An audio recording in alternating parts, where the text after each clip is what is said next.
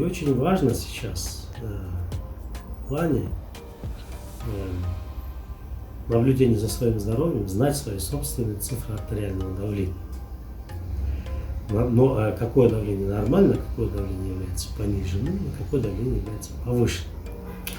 В этом отношении, я бы сказал, в последние годы произошел ряд принципиальных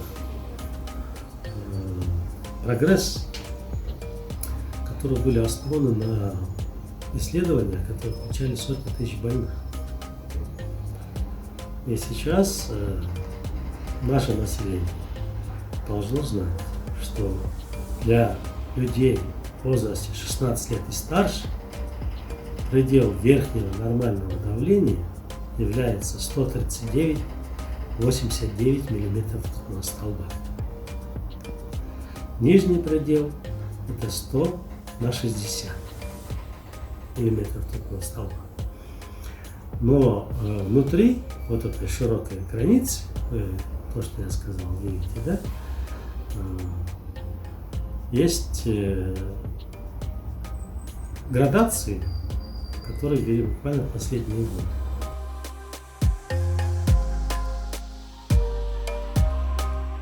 В пределах нормальной границы артериального давления различают так называемое оптимальное давление. Это 120-80 мм ртутного столба и ниже. До тех пределов, о которых я говорю. Различают нормальное давление. Это 120-129 для систолического и 80-84 для диастолического артериального давления. И различают так называемое высокое нормальное давление. Это уровни давления выше 130 до 139 для систолического и 85-89 для диастолического давления.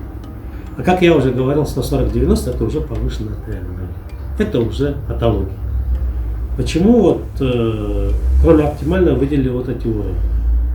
Потому что исследования показали, что выше популяции общей, выше этих уровней артериального давления растет смертность.